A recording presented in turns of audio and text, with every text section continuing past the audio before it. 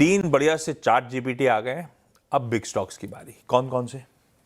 देखिए, आज एक एक्सीडेंट ऑफ द डे और एक हीरो ऑफ द डे से शुरुआत करेंगे। पहले accident of the day, Voltas. आप जो मर्जी कह लीजिए कि स्टॉक ऑलरेडी गिर चुका है, नंबर्स भाव में हैं, नहीं।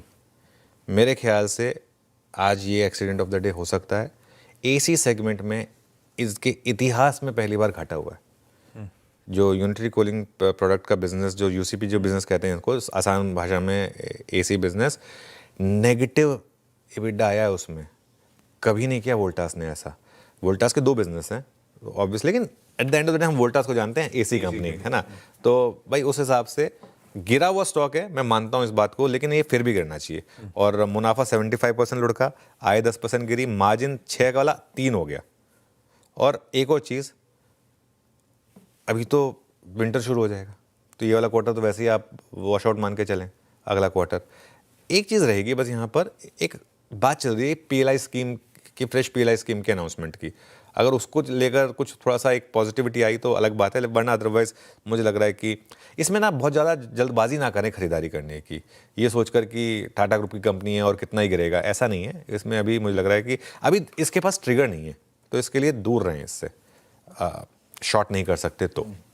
मुथूट फाइनेंस मुझे लग रहा है आज का हीरो ऑफ द डे हो सकता है। लगातार ये स्टॉक हमारे बिग स्टॉक्स और स्पॉटलाइट की कैटेगरी में आया है। आशीष, आपको याद होगा। मुथूट के साथ बस एक चीज़ है, पिछला क्वार्टर एज एक्सपेक्टेड अच्छा आना था, क्योंकि गोल्ड प्राइसेस इतने तेज भागे थे, तो उसकी वजह से उसका एक इम्पैक्ट आना था यहाँ पे, और ये स्टॉक थोड़ा सा चला है। लेकिन ये bluest of the blue chip stock है, और ये मुझे लग रहा है कि यहाँ से भी चलना चाहिए। देखिए, अगर आप एज एन इन्वेस्टर इसमें हैं तो ट्रस्ट मी, आप वाकई एक गोल्ड कैटेगरी स्टॉक में बैठे हैं। इससे बेटर एनबीएफसी नहीं है, सिर्फ एक बजाज फाइनेंस है जो उसके मुकाबले की है, अदरवाइज इससे बेटर एनबीएफसी नहीं है। और अच्छा, इन्होंने अपनी गाइडेंस भी बढ़ाई है, 18-15% से बढ़ाकर एयूएम गाइडेंस 30 से 35% की है। माइक्रो फाइनेंस में भी कह रहे हैं कि थोड़ा सा उनको टर्न अराउंड दिख रहा है, तो इसके लिए अच्छा, ये ऐसे स्टॉक्स हैं इनमें अगर आप कभी हाई पे भी ले लेना, जैसे पिछला 1 साल का चार्ट देखें, कई बार वो होगा आपको, मैं तो हाई पे ले लिया, वो गिरता है स्टॉक, लेकिन उसके बाद नया हाई लगाता है ये।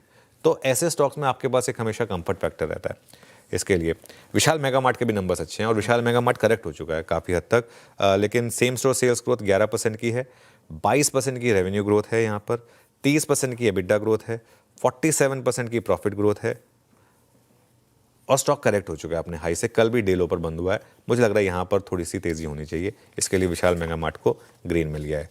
जीएमआर एयरपोर्ट के नंबर शानदार हैं। आई थिंक मार्केट जो एक्सपेक्ट कर रहा था उसके मुकाबले 429 करोड़ के घाटे के मुकाबले 35 करोड़ का मुनाफा है। रेवेन्यू 47% बढ़कर 3670 करोड़ पर आया। वीरू ने काफ़ी ट्रैवल किया लगता है दिल्ली एयरपोर्ट से। एबिटा 59% बढ़ा है यहाँ पर। मार्जिन भी बहुत शानदार हैं। हर पैमाने पे नंबर्स अच्छे हैं जीएमआर एयरपोर्ट के। स्टॉक चला है थोड़ा, लेकिन ऐसा भी नहीं है कोई रनवे हो चुका है। एक दिक्कत है, ये 100 पे आके अटक जाता है।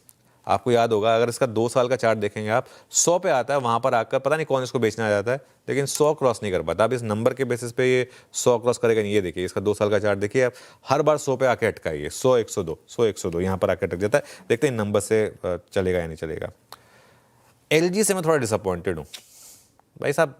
देखिए, मैं इतनी ब्लॉकबस्टर लिस्टिंग के तुरंत बाद आप ऐसे नंबर नहीं ला सकते।